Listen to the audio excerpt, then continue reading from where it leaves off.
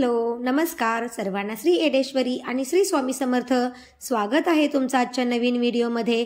तर आता दिवाळी संपली आणि मीही माहेरवरून आपल्या घरी आलेली आहे। तर इथं बघा माझ्या आईने आणि काकीने किती सारं शेतातलं सर्व फळं जे काही भाज्या लिंबू वगैरे आलेले आहेत ते सर्व माझ्यासोबत दिलेले आहेत। म्हणतात ना असं जोपर्यंत आपल्या माहेरी आई आहे ना तोपर्यंत आपली पिशवी कधीच रिकामी येत नाही। आईची मायाच वेगळी असते। तर आता माहेर पण संपलं, आता मी सासरी आले, आपल्या स्वतःच्या घरी आले आणि त्या दुसऱ्या दिवशी होता गुरुवार, मी बुधवारी आले। तर इथं बघा सगळं साफसफाई करत आहे मी, कारण गुरुवारी लवकर उठले, आंघोळ वगैरे केली आणि आपल्या स्वामी महाराजांचा गुरुवार म्हणजे आपल्या प्रत्येक स्वामी भक्तांसाठी स्पेशल दिवस असतो।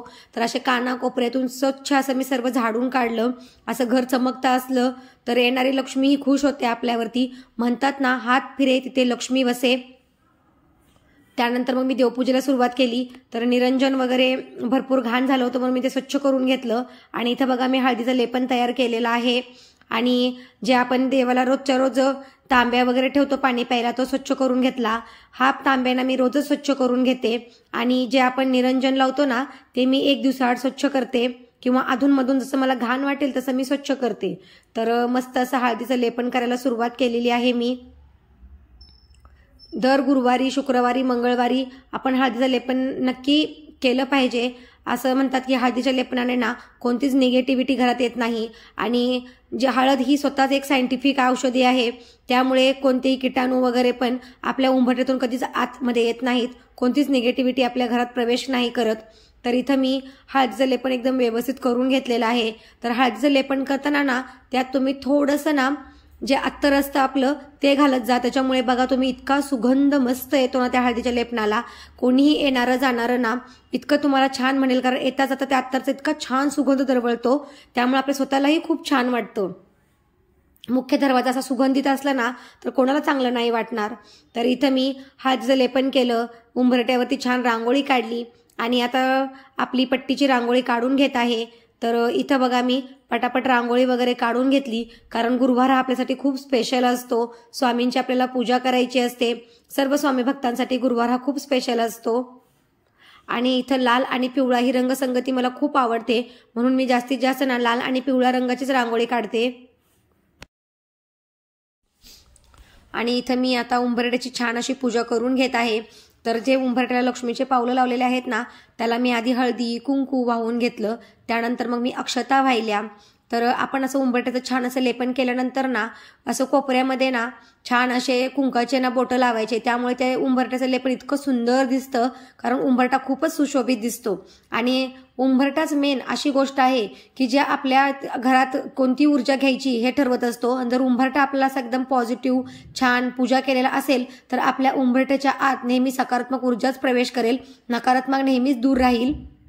तर उंबरठ्याला पूजा केल्यानंतर ही अशी सागर संगीत पंचोपचारी छान पूजा झाल्यानंतर आपण प्रार्थना करायची आहे सर्व देवांना की या उंबरठ्याच्या आत नेहमी सकारात्मक ऊर्जेचाच प्रवेश राहू दे, जी काही नकारात्मकता आहे या घरातील त्या उंबरठ्याच्या बाहेर निघून जाऊ देत आणि नेहमी माझ्या घराच्या आतमध्ये या उंबरठ्याच्या आतमध्ये सुख समृद्धी ऐश्वर्य आरोग्य नांदू देत। तर इथं बघा छान अशी आपली सुंदर उंबरठ्याची पूजा झाली आणि त्यानंतर मग मी नित्यपूजेला सुरुवात केली, कारण आता माहेरवरून आले आणि आता आपली नित्यपूजा वगैरे करायला सुरुवात केली, कारण देवपूजा वगैरे करणारं कुणीच नव्हतं, त्यामुळं 4 दिवस काही देवपूजा घरात झालेली नाही। आणि स्वामी महाराज बघा आपले, तर आता स्वामी महाराजांनाही घेतले मी, कारण आज स्वामी महाराजांना अभिषेक घालून छान स्नान घालून त्यांना व्यवस्थित त्यांची पंचोपचारी पूजा करायची होती।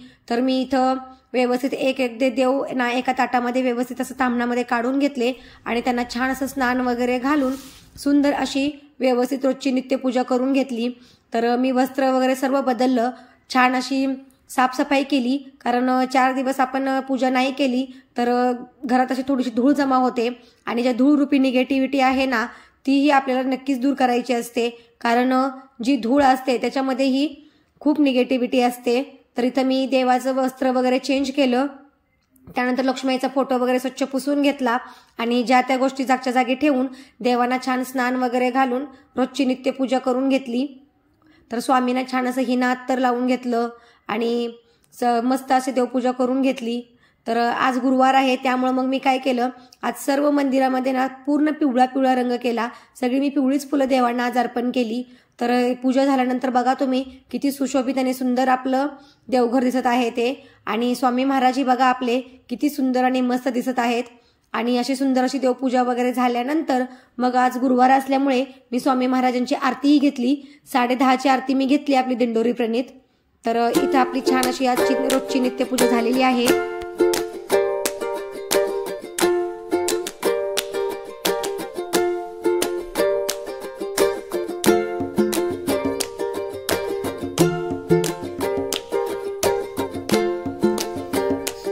आणि त्यानंतर मग मी आपली नित्य सेवा करून घेतली स्वामींची. तर स्वामींची कोणतीही सेवा करण्याच्या आधी आपण स्वामी स्तवन वाचायचं असतं आणि त्यानंतर मग एक माळ स्वामींचा जप करून आपण स्वामी चरित्र सारा अमृत पुस्तकातील 3 अध्याय वाचायचे असतात. तर आजचा मी गुरुवारचा माझा सकाळचा ब्लॉग होता. व्हिडिओ आवडला असल्यास व्हिडिओला लाईक करा, शेअर करा आणि सबस्क्राईब करा. धन्यवाद. सर्वांना श्री स्वामी समर्थ.